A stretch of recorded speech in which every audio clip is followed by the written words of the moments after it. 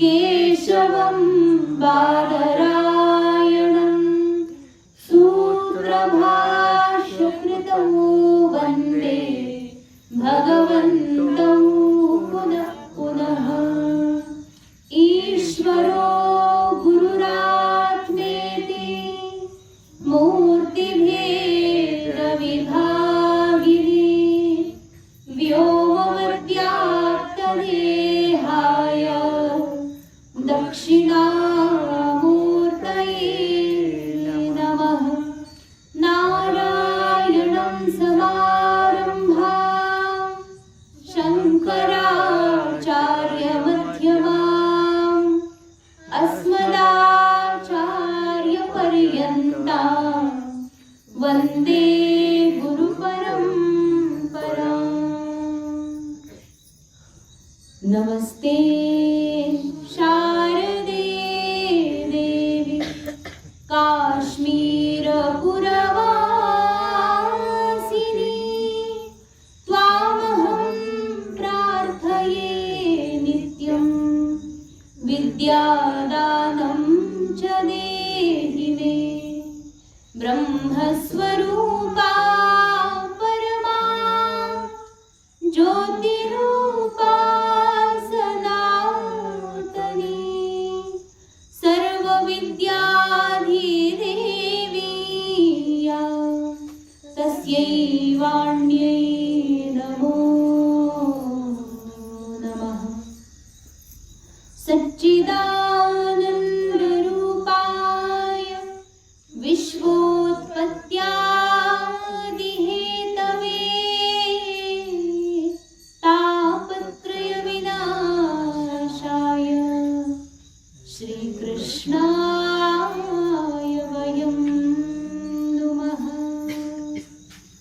यं प्रव्रजन्तमनुपेतमपेतकृत्यं द्वैपायनो विरहकातर आजुहाव। पुत्रेति तन्मयतया तरवाभिनेदुः तं सर्वभूतहृदयं मुनिमानतोऽस्मि। बोले श्रीमद्भागवत महापुराण की जय। गोपाल कृष्ण भगवान की जय। श्री राधा रानी की जय। गौ माता की जय। सद्गुरुदेव भगवान की जय। सब संतन की जय। श्रीमद भागवत महापुराण सत्संग आणि विगत सत्संगामध्ये आपण सर्वांनी श्रवण केलं होतं, ज्यामध्ये 3 विषय होते: काल, कर्म आणि स्वभाव. त्यामध्ये काल आणि कर्माविषयी आपण व्यवस्थित असं चिंतन केलं होतं. याच्या आधीचा जो अध्याय आहे ज्यामध्ये काळाचं संपूर्ण वर्णन केलं, कालगणना कशी आहे वैदिक पद्धतीने, आपल्या भारतीय पद्धतीने कालगणना कशी असते त्याचं व्यवस्थित वर्णन केलं. आता याच्या नंतर बघा, भगवान परमात्म्याने जी सृष्टी बनवली त्यामध्येच त्याच मूलभूत द्रव्यांपासून आता ब्रह्मदेवाने बनवलेली जी सृष्टी आहे त्याच्यामध्ये आता या सृष्टीचा विस्तार कसा होतो. कारण की आतापर्यंत बाकी सगळं बनवून झालेलं आहे, परंतु मनुष्य बनवायचं बाकी होतं. आणि मनुष्य बनवणं एवढं काही सोपं काम नाहीये. त्याच्याकरता सगळं काही व्यवस्थित आणि व्यवस्था असली पाहिजे. बाकी सगळं बनवून झालेलं आहे आणि आता याच्यामध्ये मनुष्य बनवण्याकरता सुरुवात करायची, जेणेकरून ही सृष्टी अशी पुढे चालेल, एक व्यवस्था, सामाजिक व्यवस्था बनून जाईल. मग अशा विचारांनी त्या ठिकाणी ब्रह्मदेवाने आता पुढे सृष्टी उत्पन्न करण्याचा विचार केला. त्यामध्ये त्यांनी सर्वात पहिलं वर्णन केले. मैत्रेय ऋषी महात्मा विदुरांना वर्णन करून सांगतात की महाराज, इति ते वर्णितः क्षत्तः कालाख्य परमात्मनः महिमा वेदगर्भोथ यथास्त्राक्षिन् निबोधमे. की महाराज, आतापर्यंत मी तुम्हाला त्या भगवान परमात्म्याची कालरूपी जी महिमा आहे ती वर्णन केली. कारण काल जो आहे तोही साक्षात कोण आहे? भगवान परमात्मा आहे. कालही, कारण प्रत्येक वस्तू विषय जे काही आहे भगवत स्वरूप आहे, त्याच प्रकारे काल सुद्धा साक्षात परमात्माही आहे. मग हा कालरूपी परमात्मा त्याचं व्यवस्थित असं वर्णन करून झालं. यानंतर ससर्जाग्रोंधता मिश्रः. मग अशा प्रकारे आता ब्रह्मदेवाने सृष्टी सर्जना करायला सुरुवात केली. ससर्ज म्हणजे बनवली. काय बनवली सृष्टीमध्ये? तर आता म्हणतात की त्याच्यामध्ये जे पंचपर्वा क्लेश आहेत, अविद्या, अस्मिता, राग, द्वेष आणि अभिनिवेश, यालाच इथे असं नाव दिलंय की अंधतामिश्र. तामिश्र, अंधतामिश्र. तर म्हणजे सगळ्यात पहिलं आहे तम. तम म्हणजे अविद्या. आणि त्यानंतर मग मोह, दुसरा मोह. मोह म्हणजे अस्मिता. महामोह म्हणजे राग. राग म्हणजे आसक्ती. राग म्हणजे क्रोध नाही. आपण मराठीमध्ये राग शब्दाला काय होतं? क्रोध. याला फार राग आला. राग म्हणजे काय? आपण याला क्रोध या अर्थामध्ये घेतो, परंतु वास्तव संस्कृतमध्ये याचा अर्थ, शास्त्रामध्ये राग म्हणजे आसक्ती, ज्याच्यावर आपलं अत्यधिक अट्रॅक्शन आहे, अटॅचमेंट आहे, म्हणजे एक तादात्म्य आहे खूप जास्त. तर तिची आसक्ती आहे, त्यालाच म्हणायचं राग. आणि तोच राग म्हणजेच महामोह याची निर्मिती केली. याच्यानंतर तामिश्र. तामिश्र म्हणजे द्वेष. द्वेष म्हणजे काय? आपल्या व्यतिरिक्त जर दुसरा कोणी असेल आणि तोही त्याच अस्तित्वामध्ये असेल तर द्वेष होतो. म्हणजे आपल्या व्यतिरिक्त दुसरा कोणीतरी त्याचं अस्तित्व सहन न होणं म्हणजे द्वेष आहे, ईर्षा. एखाद्या प्रती मनामध्ये अजिबात प्रेम नाही, त्याचं चांगलं होतं हे आपल्याला बरं वाटत नाही, तर अशा प्रकारचा जो द्वेष आहे तो उत्पन्न होतो.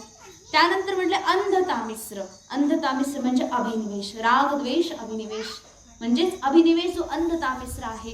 म्हणजे हे जे पंचपर्वा क्लेश आहेत यालाच या ठिकाणी ब्रह्मदेवाने उत्पन्न केलं. आणि उत्पन्न झाल्यानंतर त्यांनी पाहिलं की अरे, ही जी सृष्टी मी उत्पन्न केली, दृष्ट्वा पापीयसीं सृष्टीं नात्मानं ब्रह्ममन्यतः भगवत ध्यानपूतेन मनसान्यां ततो सृजत.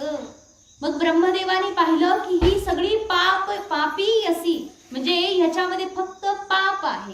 हे जे आतापर्यंत सांगितलं ह्याच्यामध्ये काय? फक्त पाप आहे. अविद्या, अस्मिता, राग, द्वेष, अभिनिवेश आदी जे काही वर्णन केलंय हे सगळं काय? पाप आहे, पापाचरण आहे, पापाचे गुण आहेत. आणि मग अशा प्रकारे अधर्मपूर्वक आचरण करणं, यातून काय होईल? तर सामाजिक जी व्यवस्था आहे ती भ्रष्ट होऊन जाईल. मग त्याच्याकरता काय करायचं? याने व्यवस्था बनणार नाही. सृष्टीची जी रचना केलेली आहे ती व्यवस्थित चालणार नाही. त्याकरता आता ब्रह्मदेवाने भगवत ध्यानपूतेन, मग ब्रह्मदेव आता ध्यान करायला लागले, तपस्या करतात. ध्यानपूतेन मनसान्यां ततो सृजत. आता मनामध्ये अन्य सृष्टीला उत्पन्न करण्याचं चिंतन करतात. ध्यान लावून भगवान परमात्म्याचं मनन करून आता मी काय पुढे सृष्टी कशी रचना करायची याचं आता चिंतन करतात. मग चिंतन करता करता त्यांनी आता मानसिक चिंतन केलं ना हे. मग या मानसिक चिंतनामधून त्यांचे मानस पुत्र उत्पन्न झाले. आणि त्या पुत्रांचे नाव आहे दिलेत काय? सनकं च सनंदं च सनातन मथात्मभूः सनत्कुमारं च मुनी निष्क्रियात् ऊर्ध्वरेतसः. खूप सुंदर बघा, 4 नावं दिलेत. काय? सनक, सनंदन, त्यानंतर सनत कुमार आणि सनक, सनंदन, सनातन, सनत कुमार. तिसरे जे आहेत ते सनातन. तर अशा प्रकारे 4 पुत्रांची उत्पत्ती केली. आणि काय म्हटले की ऊर्ध्वरेतसाम. हे ऊर्ध्वरेता आहेत. ऊर्ध्वरेता म्हणजे योगी बरं का. ऊर्ध्वरेता म्हणजे ज्यांचं जे तेज आहे ते मुखमंडळाकडे प्रसारित होत असतं, अधोगतीकडे जात नाही, त्यांचं तेज ऊर्ध्वगतीकडे जातं, म्हणून ते ऊर्ध्वरेता आहेत. तर असे ऊर्ध्वरेता ऋषीमुनी सनक, सनंदन आदी यांना उत्पन्न केलं. आणि काय म्हणाले पुढे की तान बभाषे स्वयं स्वभूः पुत्रान प्रजाः सृजत पुत्रकाः. तुम्ही काय करा?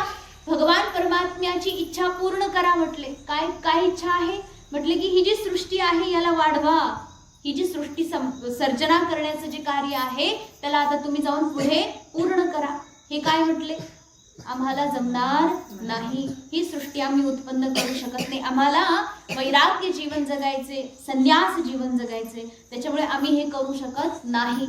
ब्रह्मदेवाला फार क्रोध आला.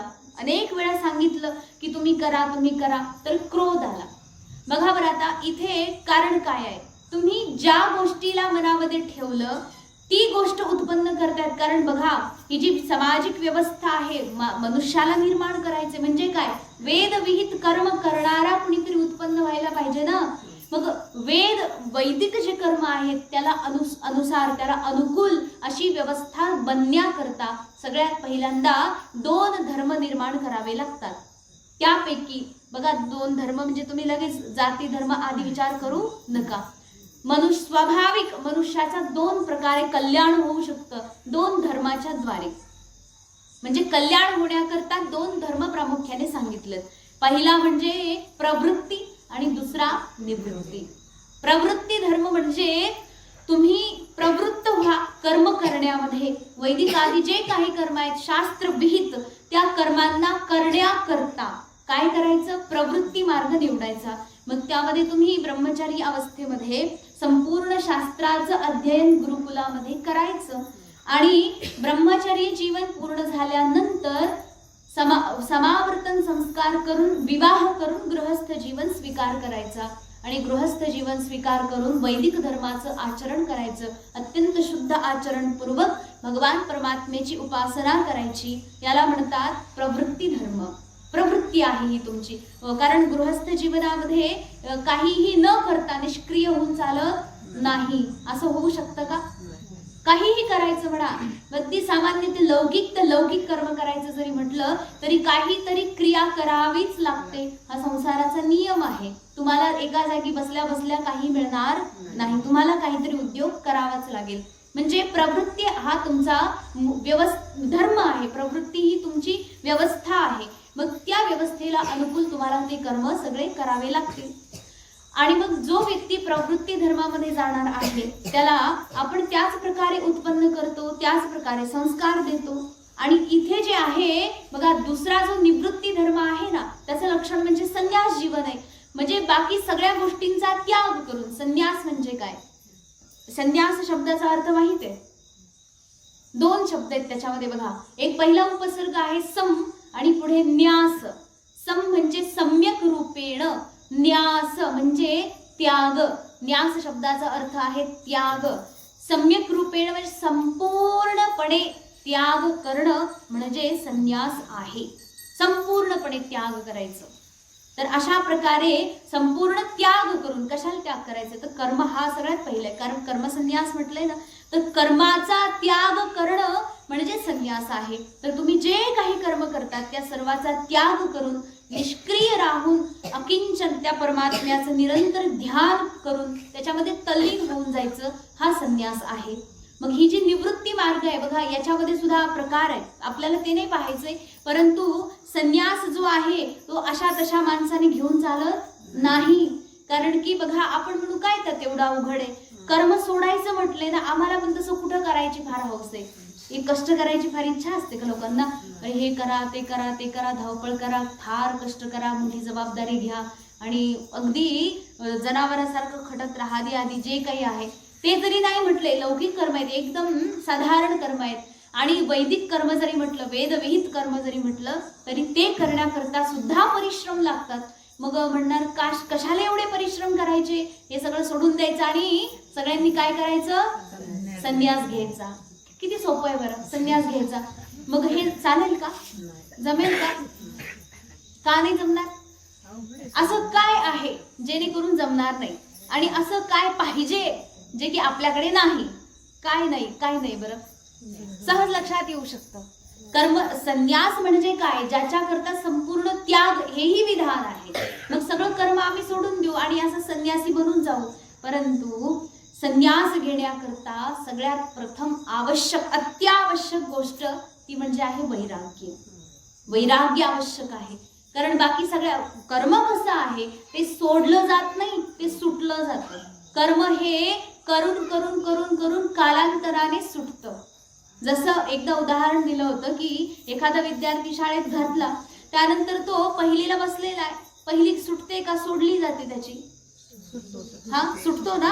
पहिली परीक्षा दिली, पास झाला, मग पहिली सुटली, दुसरीला गेला, दुसरी सुटली, तिसरीला गेला. तो पहिली सोडली, दुसरी सोडली, तिसरी सोडायची नसते, ती सुटली जाते, आपोआप सुटली जाते ना, बरोबर ना?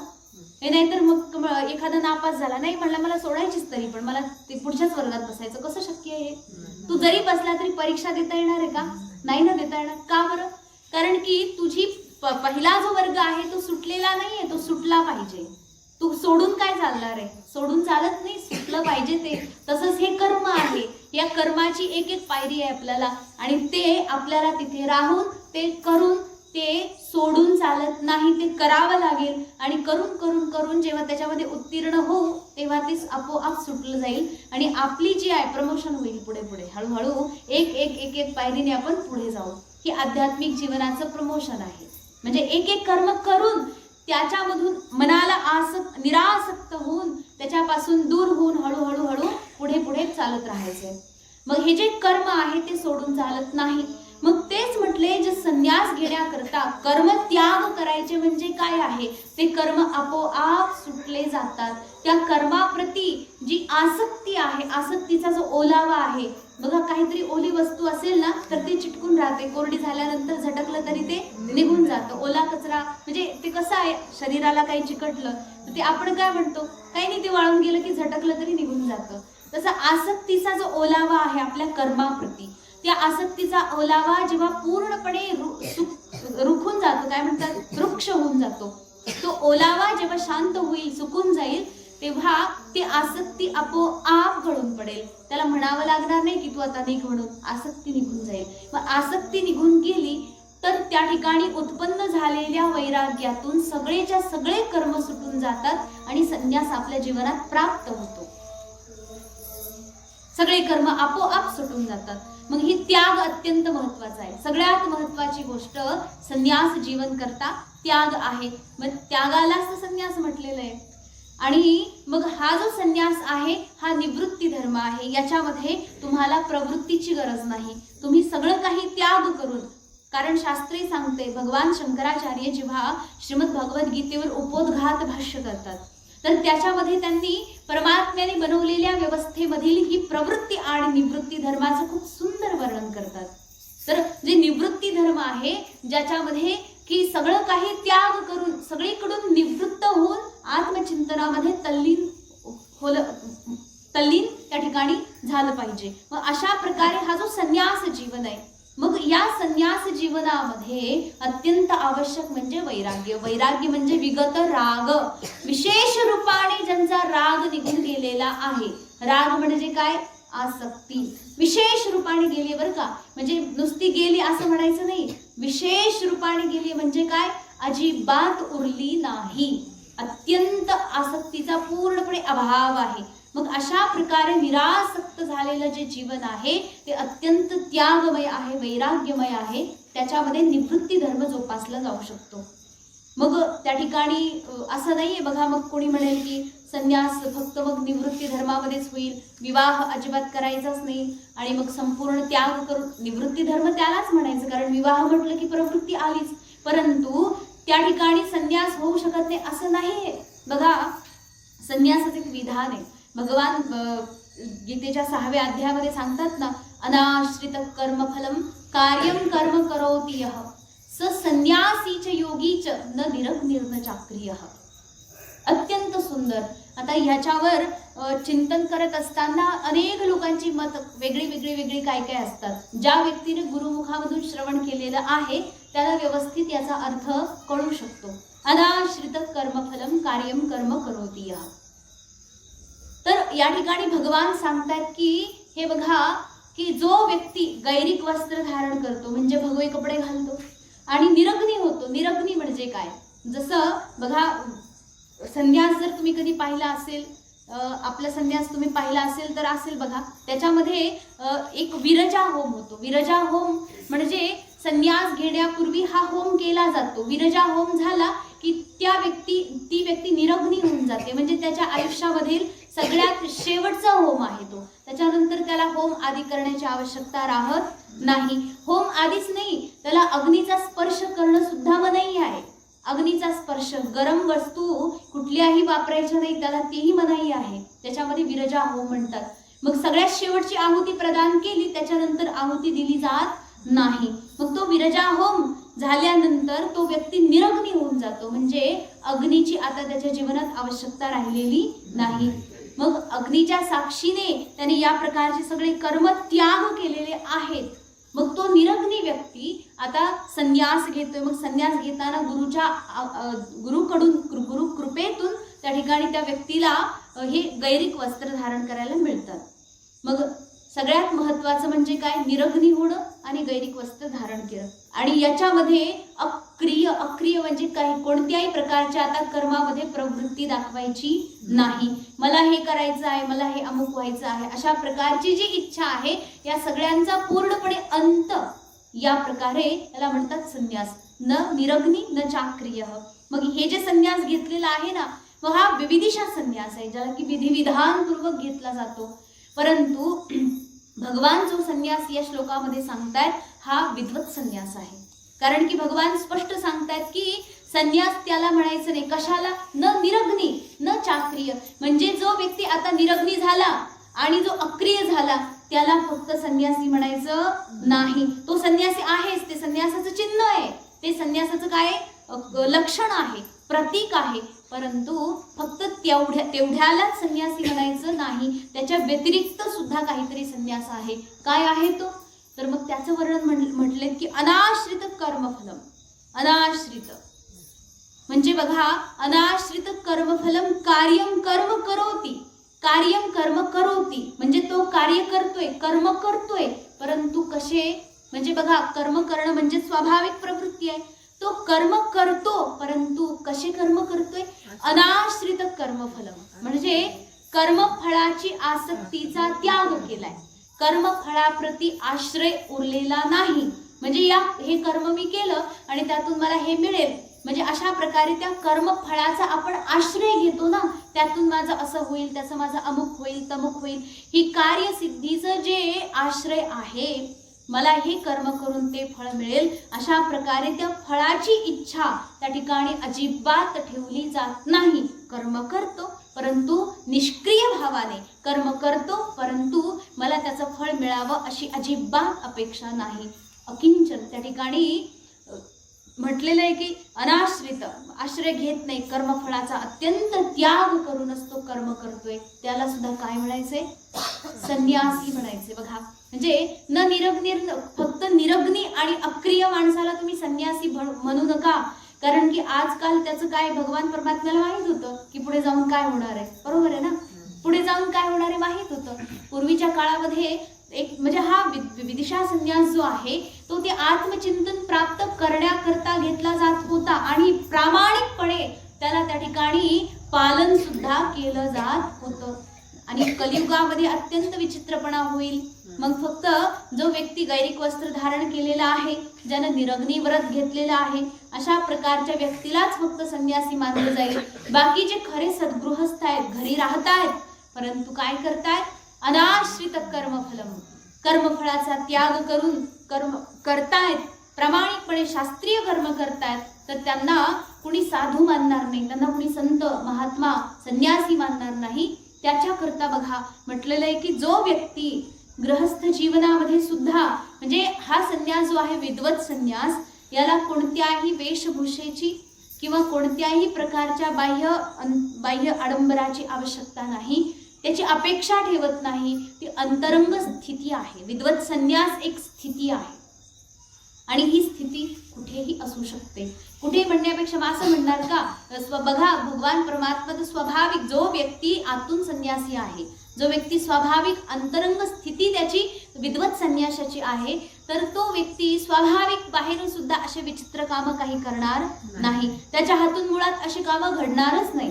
जर काही घडलं तर ते प्रारब्ध आहे, परंतु तरी सुद्धा त्यांच्या हातून पाप कर्म कधी होऊ शकत नाही. स्वाभाविक सहज संत महापुरुष त्यांच्या हातून सहज पुण्यकर्मही घडत नाही, परंतु दिसायला ते आपल्याला पुण्यकर्म दिसतं.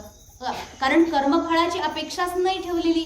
मग मी चांगलं करतोय की वाईट करतोय, या दोन्ही कर्माचं त्यांना फळ लागत नाही. मग वाईट कर्म तर ते करतच नाही, परंतु चांगल्या कर्माचं सुद्धा फळाची अपेक्षा नसते. मग ते जे संत महापुरुष आहेत, मग त्यांना सुद्धा त्या ठिकाणी संन्यास म्हणून स्वीकारलं जाऊ शकतं. अशा प्रकारे त्यांना सुद्धा त्या ठिकाणी महापुरुष मानलं जाईल. मग हे जे दोन मार्ग सांगितले, प्रवृत्ती आणि निवृत्ती, तरीही त्यांचं जीवन प्रवृत्तीमय आहे. जसं जनक महाराज होते बघा, जनक महाराज म्हणजे सीता मातांचे वडील. तर म्हणजे जनक ही एक पदवी आहे बरं का, असं नाही की त्यांचं नाव जनक होतं. ते त्या जे मिथिलापुरी आहे त्या मिथिलापुरीमध्ये त्या ठिकाणी जो राजा राजगादीवर बसतो त्याला जनक असं म्हटलं जायचं. जनक म्हणजे एक उपाधी आहे.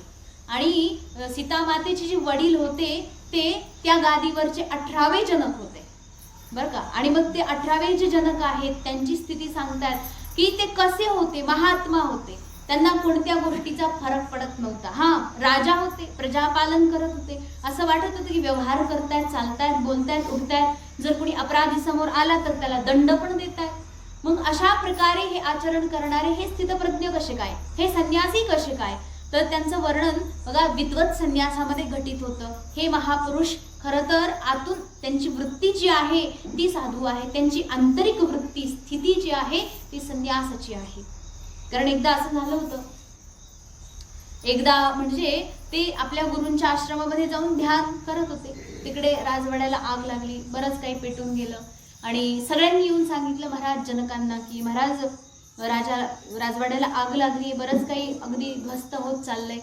तर म्हटले तिथे मी जाऊन काय करू, काय मी जाऊन बादलीने पाणी मारणार आहे का, राजाचं काय काम आहे.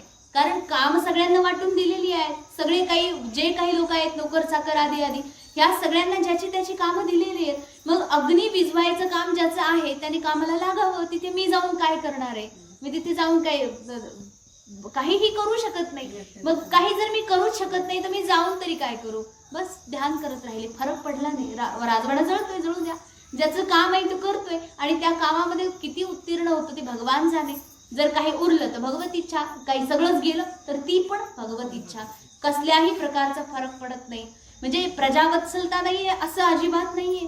प्रजेचं अत्यंत शास्त्रीय उचित प्रकारे पालन केलं, परंतु निरग्नी आहे, अक्रिय नाहीये. त्या ठिकाणी निरग्नी नाहीयेत आणि अक्रिय पण नाहीयेत, परंतु जीवन कसं आहे, अनाश्रित कर्मफलम कार्यम कर्म करोति. प्रवृत्ती मार्गामध्ये सुद्धा हे संन्यासी आहेत, प्रवृत्त जीवन जगूनही संन्यासी आहेत. मग अशा प्रकारे बघा हे दोन मार्ग आहेत आत्मकल्याणाचे. गृहस्थ जीवनामध्ये सुद्धा मग तुम्ही काय म्हणणार, फक्त संन्यास घेतला तरच माणसाचं कल्याण होतं आणि आमचं काही कल्याण होऊच शकत नाही, असा भ्रम कधी ठेवू नये. या गृहस्थ जीवनामध्ये सुद्धा तुम्ही स्वतःचं कल्याण करून घेऊ शकतात. त्याच्याकरता शास्त्रीय वेदविहित कर्माचं पालन करावं लागेल आणि निष्क्रिय भावाने निरंतर सत्संग भजन पूजन आदी करून त्याच्यामध्ये तल्लीन राहून आपल्या स्वधर्माचं पालन करावं लागेल. माझा धर्म काय आहे त्यानुसार त्या कर्तव्य कर्माचं पालन करावं लागेल. त्यातून सुद्धा मोक्ष आपल्याला मिळू शकतो. आणि मग संन्यास जीवनामध्ये सुद्धा सगळं काही त्याग करून, सगळ्या प्रकारच्या इच्छा आदी सर्वस्व त्याग करून, सर्व इंद्रियांना एकाग्र करून आत्मचिंतन पूर्वक त्या ठिकाणी मोक्षापर्यंतचे साधन प्राप्त होऊन शेवटी आत्मचिंतनामध्ये तल्लीन होऊन जातात, त्यांना मोक्ष मिळतो. अशा प्रकारे हे दोन मार्ग आहेत, प्रवृत्ती मार्गामध्येही आणि निवृत्ती मार्गामध्ये, दोन्हीही ठिकाणी आपल्याला मोक्ष मिळू शकतो. मग अशा प्रकारे ही व्यवस्था बनलेली आहे. प्रत्येकाने संन्यास घेऊनही चालणार नाही आणि प्रत्येकाने त्या ठिकाणी गृहस्थ जीवन जगूनही चालणार नाही. दोन असे धर्म बनवलेले आहेत म्हणून त्या ठिकाणी शास्त्र सांगते. मग हे जे दोन्ही धर्म बनवले भगवान परमात्म्याने, आणि मग या ठिकाणी बघा ब्रह्मदेवाने उत्पन्न केलं कोणाला, सनक सनंदन सनातन आणि सनत कुमार. हे कसे होते, ऊर्ध्वरेता होते, कारण वैराग्यशाली होते. शास्त्र सांगते की बघा पापौघ परिधूयताम भव सुखे दोषोनुसंधीयताम आत्मेच्छा व्यवसायिताम निजगृहात तरणम विनिर्गम्यताम. भगवान शंकराचार्य सांगतात की पापौघ परिधूयताम, पापाचे ओघ म्हणजे पापाचा जो घडा आहे आपला तो धुवून काढल्यानंतर काय होईल, त्या ठिकाणी आत्मेच्छा, आत्मकल्याणाची इच्छा होईल की माझं कल्याण व्हावं, माझं हित व्हावं, माझं त्या ठिकाणी अत्यंत सुंदर प्रकारे मोक्ष आदी मिळावं अशी इच्छा असेल तर काय करायचं, तरणम, घराचा तुरंत त्याग करून द्यायचा. तरणम विनिर्गम्यताम निजगृहात तरणम विनिर्गम्यताम म्हटलेलं आहे. म्हणजे तत्काळ ग्रहत्याग करून द्यायचा. कारण की ही बघा, ही जी इच्छा आहे ना उत्पन्न झाली बघा, कोणतीही चांगली इच्छा उत्पन्न झाली ना तर ती नंतर करू असं अजिबात म्हणायचं नाही बरं का. एक फार गोष्ट लक्षात ठेवायची नेहमी, चांगली कोणतीही इच्छा उत्पन्न झाली की मला हे करायचं, तर हे करायचं, तर मग कधी मुहूर्त असा पाहत नाही बसायचं, इच्छा झाली करून टाकायचं लगेच. कारण की ह्या मनाचं काही खरं नाही. ही इच्छा आत्ता झालीये आणि कालांतराने बदलून गेली, मग तुम्ही वाट बघत होते की मुहूर्त भेटेल भेटेल भेटेल, तोपर्यंत इच्छाच मेली ना. मग मुहूर्त सापडू नये काय करायचं. तुम्ही म्हटले जप करायचे, पारायण वाचायचं, अरे वाचून घ्यायचं लगेच, मुहूर्त काय पाहत बसायचा. कारण की ही जी इच्छा आहे कधी आपल्याला बाधा बनेल सांगता येत नाही. आणि जर समजा इच्छा राहिली टिकून, पण आपल्या व्यतिरिक्त दुसरे पण तो अडचणी असतात ना. आता जे पारायण वगैरे वाचतात त्यांना माहिती आहे चांगलं, बाकीच्या पण किती काय काय समस्या असतात. मग अशा प्रकारे अनेक बाधा उत्पन्न होतात. त्यामुळे जी सदिच्छा उत्पन्न झाली तत्काळ निर्णय घ्यायचा आणि तत्काळ करून पण टाकायची. मग म्हटलेलं आहे की तुमची जी काही इच्छा उत्पन्न होईल, म्हणजे समजा वैराग्य उत्पन्न झालं, तरणम विनिर्गम्यता, तुरंत घराचा त्याग करायचा. मग घराचा त्याग म्हणजे काय, तुम्ही असं घर सोडून चालत नाही का. मग जर समजा वैराग्य नाहीये आणि घर सोडून आले तुम्ही आणि आता साधू बनायला लागले, त्याच्यानंतर वैराग्य झालं तर झालं भाऊ असं म्हटलं तर तसं चालत नाही. बघा, घराचा त्याग करा, पण ज्यावेळी तुम्हाला खरोखर तीव्र वैराग्य आहे तेव्हाच गृहत्याग करण्याचं साफल्य आहे. निव्वळ वैराग्य अजिबात नाहीये आणि असं जर तुम्ही निघून आले तर त्याचा काहीही उपयोग होत नाही. मग तुम्ही त्या ठिकाणी ज्या प्रकारच्या प्रवृत्तीमध्ये होतात तीच प्रवृत्ती इथे आल्यावर मांडतात. कसं बघा, तुम्हाला झोप नाही येत ना, तर मग तिथे काय प्रवृत्ती होती की काहीतरी तुम्ही उद्योग करत होते. अच्छा, हा तुम्ही हसले ना, बरं झालं. म्हणजे जर आली असले एखाद्याला तर ती त्याच्या निघून गेली. तर काय चाललं होतं, हा, तर तिथे तुम्ही जे करणार आहात, तिथे जे करतायत तर तोच धर्म इथे आणून करतात, तेच काम तुम्ही इथे येऊन करतात. म्हणजे तिथे मनात होतं की छानपैकी पैसा कमवायचा, मोठा बंगला बांधायचा, गाड्या घोड्या मागवायच्या, मोठे मोठे आपले सगळे अनुयायी असले पाहिजे, आधी सगळं करून सगळ्या इच्छा घरी असतात आणि ते काही झालं नाही, वैराग्य नव्हतं. कुणीतरी थोडीफार वाटलं की चला आपण संन्यासी बनूनच जाऊ आता, आणि हे आले संन्यासी बनायला. संन्यासी बनायला आल्यानंतर काही काळ सगळं ठीक चालतं, परंतु थोडासा वेळ गेला की त्याच्यानंतर मग मात्र ती पूर्वीची इच्छा इथे जागी होते. आणि काय इच्छा होते मग, आता आश्रम मोठा मोठा बांधायचा, एकावर एक मोठी मोठी बिल्डिंग बांधायची, मोठमोठे आश्रम. बघा, तुमचे घर सुद्धा एवढे मोठाले नाहीये जेवढे मोठमोठे आश्रम आहेत आज. म्हणजे तुम्हाला आश्चर्य वाटेल की म्हणजे 5 स्टार हॉटेलपेक्षाही मोठमोठे आश्रम आहेत, ज्या आश्रमांना व्यवसायीकरण करण्यात येतं. हे सगळं काय आहे, आपण जे बनवतो, म्हणजे असं म्हणायचं नाहीये, व्यवस्था म्हणून आपल्याला साधना करण्याकरता, जप तप अध्ययन चिंतन करण्याकरता आणि आपल्या परंपरेचं संवाहन करण्याकरता त्याची आवश्यकता आहे. परंतु आवश्यकते एवढंच आवश्यक आहे ना, आवश्यकतेपेक्षा जो मोठा पसारा असतो त्याला आवरता आवरता आपली जी खरोखर घर सोडण्याची जी सार्थकता आहे साधना करण्यामध्ये, जप तप करण्यामध्ये, ते सगळं बाजूला राहतं. आणि मग ते बाजूला राहिल्यानंतर या सगळ्या पसाऱ्यात राहिलं तर मग तो प्रपंच बरा नव्हता का. तेच बरोबर ते केलं असतं तुम्ही, तिकडे काबाड कष्ट करा, काही करा, तिथे किती दोष केले तरी पाप तर लागतंय, परंतु चला त्यामधून काहीतरी सुटका मिळण्याचे चान्स आहेतही. परंतु इथे आल्यानंतर जर हा पसारा केला ना, मग कुणीही वाचवायला नाही, कुणी वाचवायला. बघा, एक सुंदर श्लोक येतो ग्रंथांमध्ये की तुम्ही इथे जर काही पाप केलं तर ते पाप फेडण्याकरता कुठे जाता, तीर्थामध्ये जाता. पंढरपूरला गेले, चंद्रभागेत 4-5 डुबक्या मारल्या की तुमचं 1 वर्षाचं पाप मिटलं. पण तुम्ही पंढरपुरात जे पाप केलं ते कुठे फेडणार. इथे केलेलं पाप तिथे जाऊन फेडणार, पण तिथं केलेलं पाप त्या पापाला फेडण्याकरता दुसरीकडे जागाच नाहीये. मग असे जे पाप आहेत बघा, म्हणजे तुम्ही सगळे लोक समजा काही असू द्या, घरी असताना, घरी वावरताना अनेक प्रकारचे पाप आपल्याकडून घडतात, बरोबर आहे. मग कुठे जाणार, आश्रमात जाणार, मंदिरात जाणार आणि तिथे जाऊन सत्संग ऐकणार, जपतप करणार, पारायण वाचणार, जेणेकरून आपल्या पापाचं क्षालन होईल. मग आश्रमात गेले, परंतु आश्रमात आले, बरं सगळं काही त्याग करून आश्रमात आले आणि आश्रमात राहूनच आता पाप करायला लागले, तर त्या व्यक्तीने पाप फेडायला जायचं कुठे. कारण की जागाच संपली ना. कारण की ते सगळं पाप धुण्याची जागा आहे. तिथे जर तुम्ही पाप केलं तर आता तुम्हाला पाप क्षालन होण्याचं काहीही स्थान उरलेलं नाही. अत्यंत घोर नरक प्राप्त होतो, घोर नरक. हे सगळे पापाचे धनी बनून जातात. मग ती जी प्रवृत्ती तिकडे होती तीच इकडे आणून मांडली. काय केलं तुम्ही दुसरं? मग हा जो उद्योग आहे ना, एक गुरुजी फार सुंदर उदाहरण देतात की एकदा असं झालं, गोष्ट आहे, तुम्ही छान मनापासून ऐका. तर काय गोष्ट होती, तर एक साधू संतांची टोळी होती. फार संत भजन करत करत नाचत नाचत चालतात ना, मस्तीमध्ये चालतात, त्यांच्याकडे काही नसतं आणि मस्तीमध्ये मस्त भजन करत करत छानपैकी चालले होते. त्या साधू संतांच्या टोळीला पाहिलं कोणी, एका माणसाने, आणि म्हटलं अरे बापरे, मी एवढे कष्ट करतो ना, मी आतापर्यंत सुखी होऊ शकलो नाही आणि या लोकांकडे काहीही नाही. त्यांना विचारलं जाऊन, तुम्ही कुठले? म्हणे आम्ही कशाचे कुठले? साधू संतांना विचार, तुमचा पत्ता काय? आम्ही कशाचे कुठले, आम्हालाच माहित नाही आमचा पत्ता. तर आम्ही आज गेले 10 गावं पार करून आलो आणि त्याच्यावर 1, 2, 4 वर्ष झाले अशीच गावं पार करत करत आलो. आता आम्ही ह्या गावात आलो, ह्याच गावचे आम्ही, पुढच्या गावात गेलो त्या गावचे आम्ही. म्हणजे यांचा काही तपास नाही. मग त्यांच्याकडे काही सामग्री पण नाही, त्यांच्याकडे झोला पण नाही.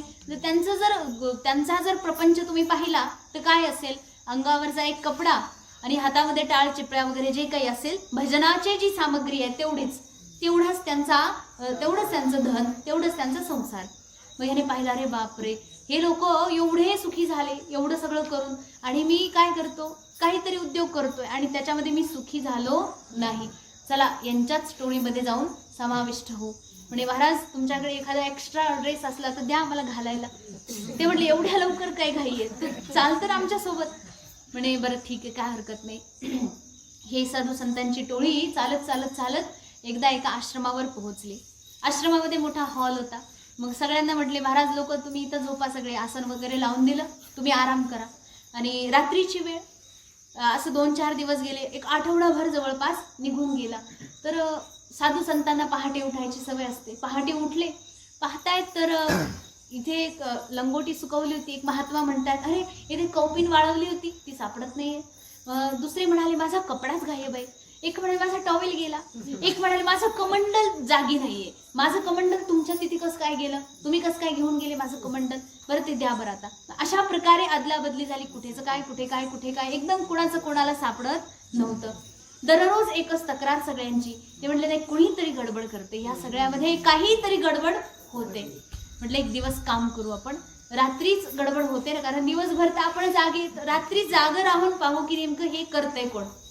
एकदा एक महात्मे जागे राहिले, म्हणजे ड्युटी लावू सगळ्यांची.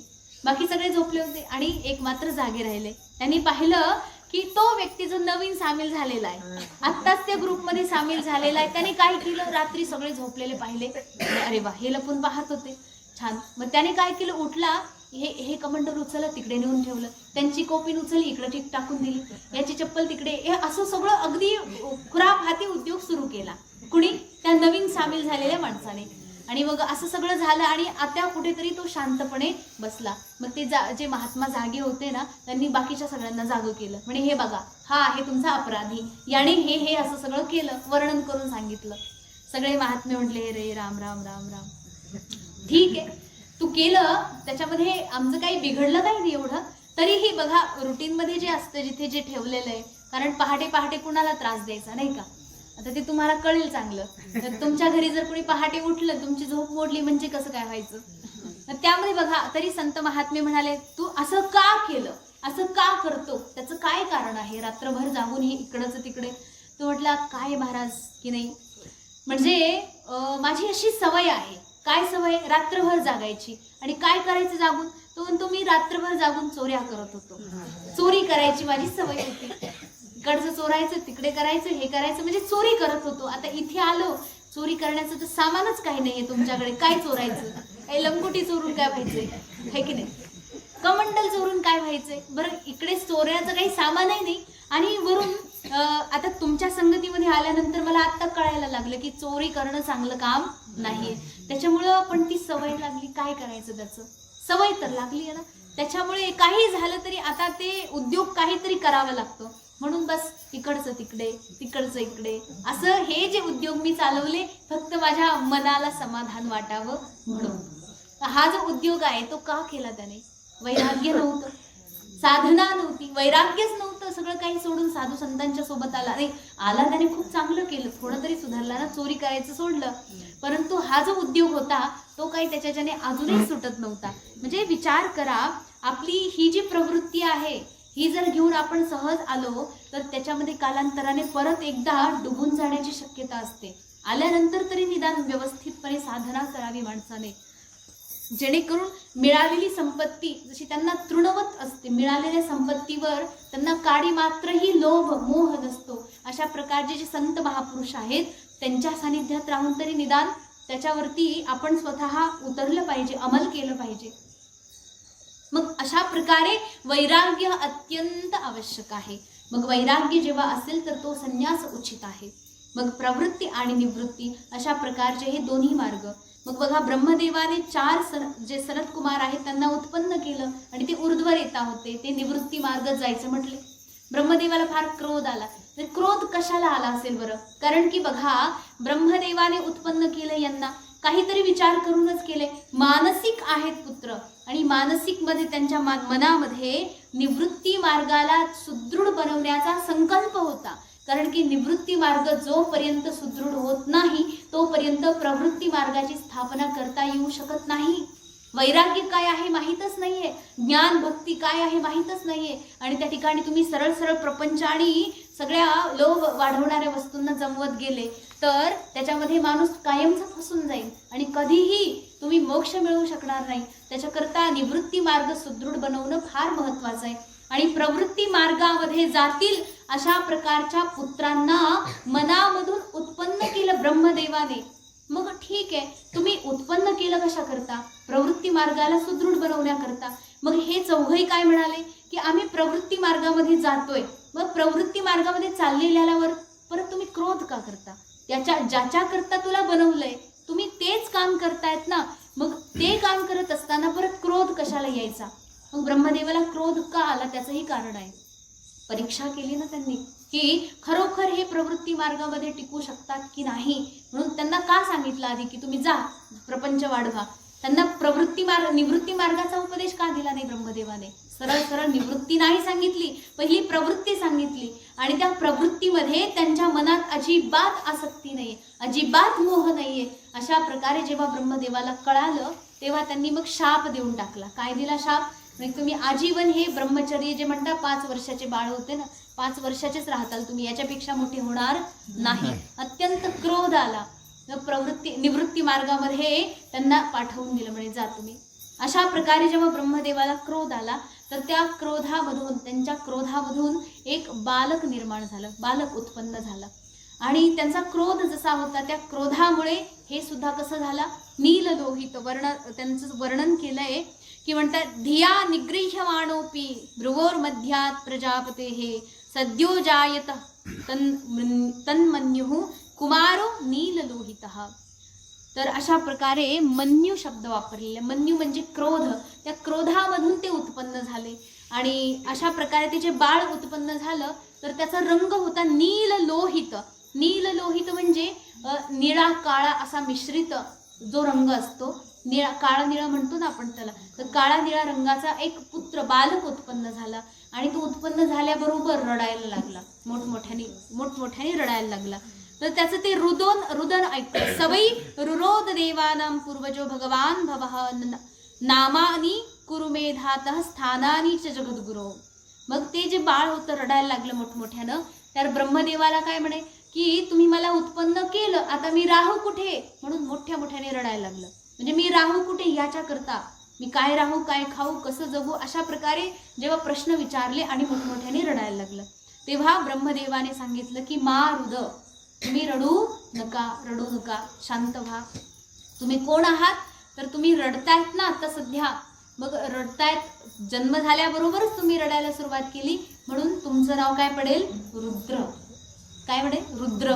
भगवान शिव हेच महात्म्य इथून. तर बघा, ब्रह्मदेवाने नाव ठेवलं त्यांचं रुद्र, परंतु त्यामध्ये त्यांनी सांगितले की तुमच्याच करता मी अजूनही नावं त्या ठिकाणी कल्पना केलेली आहे. तर ते नावं काय काय आहेत? तर नावं सांगितलेत की मन्यू, मनु, महिनस, महान, शिव, ऋतध्वज, उग्ररेता, भव, काल, वामदेव आणि धृतव्रत.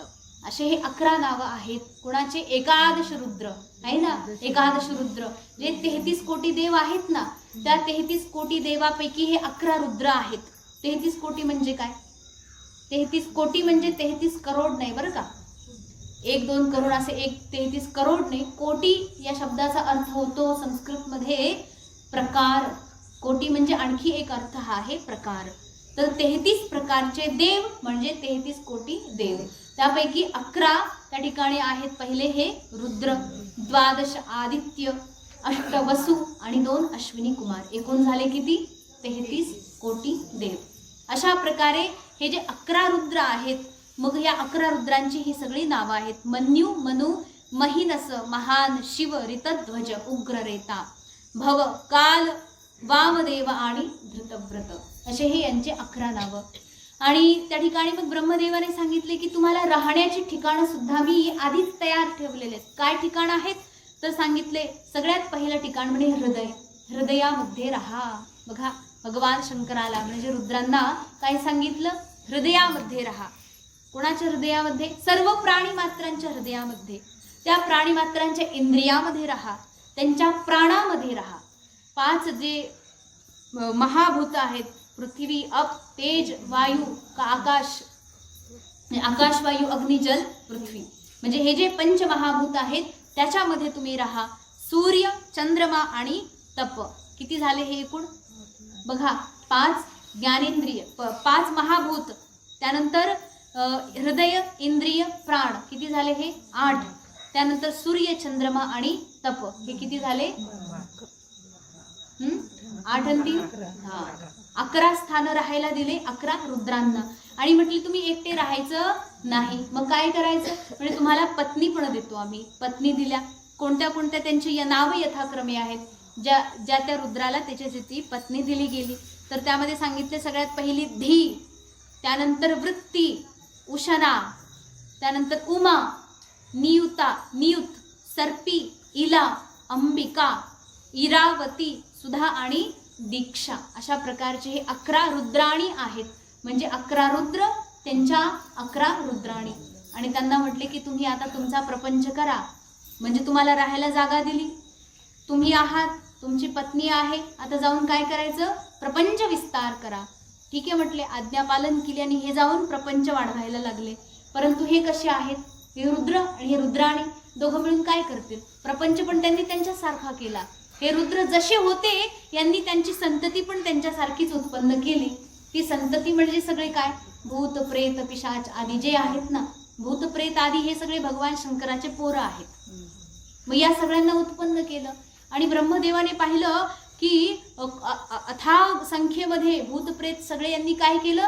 मी उत्पन्न केलेल्या सृष्टीला खाऊनच टाकलं. म्हणजे आधी उत्पन्न केलं होतं यांनी, जेवढे झाडं, प्राणी आदी जे आपण वर्णन केलं ना पाठीमागे, या सगळ्याला उत्पन्न केलं होतं ब्रह्मदेवाने. आणि भगवान रुद्रांच्या सगळ्या पुत्रांनी मिळून, सगळ्या प्रपंचाने मिळून काय केलं? या सगळ्यांना खायला सुरुवात केली. जेवढे प्राणी उत्पन्न केले होते सगळ्यांना एक एक करून खाय, कारण आहारच त्यांचा तो आहे.